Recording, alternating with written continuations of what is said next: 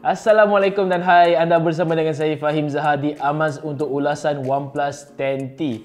OnePlus 10T adalah sebuah peranti mercu kedua OnePlus tahun ini, tetapi ia bukanlah pengganti kepada OnePlus 10 Pro.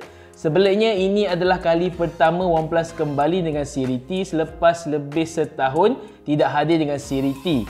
Jadi dengan OnePlus 10T ini mereka cuba menawarkan ciri dan fungsi yang sama pada OnePlus 10 Pro pada harga lebih mampu milik. Tapi banyak ciri dan fungsi pada OnePlus 10T ini telah dibuang untuk harga mampu milik tadi. Jadi sebelum saya mulakan ulasan, mari kita lihat spesifikasi peranti ini di skrin sekarang. Baiklah. Pertama sekali saya akan cakap mengenai skrin peranti ini yang menggunakan Fluid AMOLED bersaiz 6.7 inci tapi resolusinya hanya Full HD Plus berbanding OnePlus 10 Pro yang QHD Plus. Adapun kali terakhir saya uji peranti mercu OnePlus adalah OnePlus 9 Pro. Walaupun dia masih lagi Full HD Plus tetapi warna yang diberikan masih lagi cantik, terang dan seronok untuk digunakan. Bukan itu sahaja, pada peranti OnePlus ini juga ia menyokong Netflix HDR10 Plus tanpa sebarang masalah. Jadi menonton pelbagai video di Netflix, di YouTube akan memberikan pengalaman menonton yang memuaskan, yang cukup terang dan cukup menarik untuk digunakan sepanjang hari ataupun sepanjang anda tonton filem tersebut. Selain itu, peranti ini juga menyokong kadar segar semula tinggi 120Hz yang sangat pantas, lancar dan konsisten walaupun peranti ini tidak menggunakan panel LTPO. Kerana 120Hz pada peranti ini adalah seperti OnePlus 7 sebelum ini yang mana semuanya adalah daripada perisian sahaja, jadi ia tidak menyokong 1Hz ke 120Hz. Sebaliknya 120Hz lebih kerap dan paling rendah pun kadang-kadang adalah sekitar 30Hz. Saya rasa begitulah, sebab itu yang saya rasakan pada peranti ini.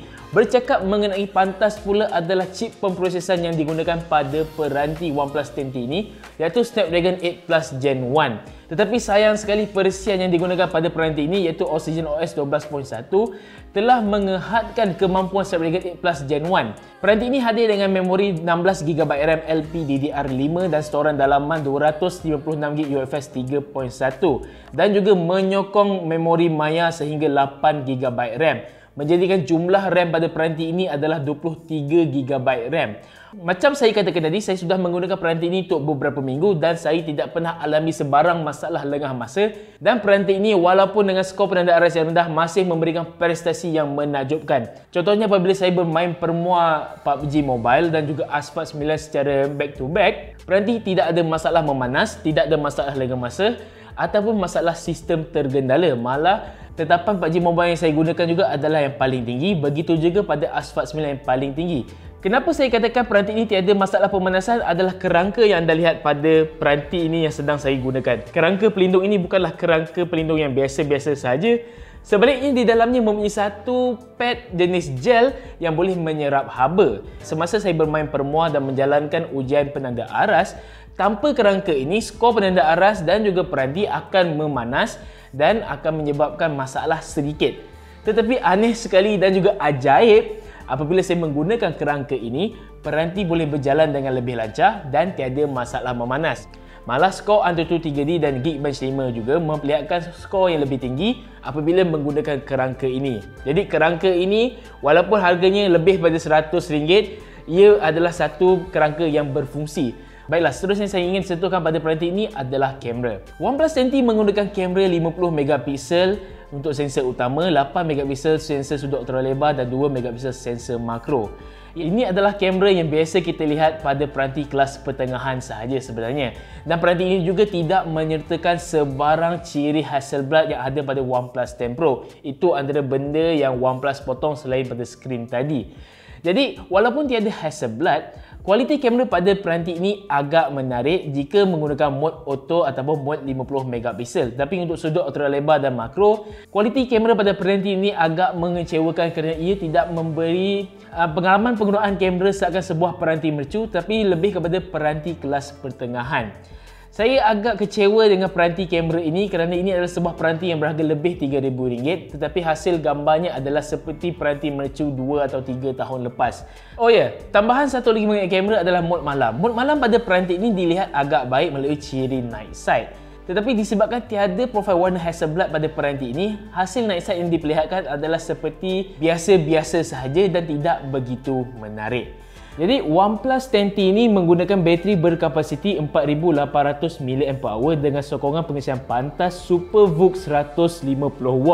Pengecas yang digunakan pula adalah 160W SuperVOOC. Dan dengan kuasa pengecasan ini iaitu adalah antara yang terpantas untuk OnePlus dan juga antara terpantas dalam Malaysia, ia boleh mengecas peranti daripada 0% hingga 100% dalam masa 10 minit sahaja. Jadi ketahanan bateri yang saya dapat adalah sekitar 6 jam SOT jika saya banyak bermain permua menggunakan kamera dan aktif men-stream video, tetapi boleh mencapai sehingga 7 ke 8 jam SOT jika penggunaannya ringan. Biasanya jika saya menggunakan peranti yang ada pengisian pantas, saya tidak begitu hiraukan ketahanan bateri. Tapi untuk OnePlus 10T ini, bateri cas laju, bateri juga tahan lama, agak menarik dan memuaskan. Baiklah, peranti ini masih lagi berasaskan Android 12 dan akan menjadi peranti kedua OnePlus yang akan menerima kemaskini Android 13 iaitu Oxygen OS 13 dengan rekaan Aquamorphic yang mana sebenarnya adalah satu iterasi semula daripada ColorOS 13 yang telah pun dilancarkan sebelum ini. Walaupun perisian ini nampak seakan ColorOS ataupun Realme UI, tetapi elemen OnePlus itu masih lagi ada pada peranti ini. Jadi pada pengguna OnePlus, anda akan masih rasa lagi Oxygen OS ataupun sedikit elemen Android asli pada peranti ini yang akan membuatkan anda mengenali atau membezakan antara peranti OnePlus, Oppo dan Realme. OnePlus 10T pada hemat saya adalah antara peranti OnePlus tahun ini yang cukup memuaskan. Ia bukanlah peranti OnePlus yang terbaik pernah saya gunakan, tetapi ia masih lagi mempunyai prestasi yang bagus, skrin berkualiti, audio yang mantap dan kamera yang bolehlah. Jika anda rasakan anda ingin menggunakan sebuah peranti OnePlus ataupun peranti dengan Snapdragon 8 Plus Gen 1 dengan rekaan yang tidak terlampau ranggi seperti peranti gaming, ini mungkin peranti yang nampak lebih biasa untuk anda gunakan.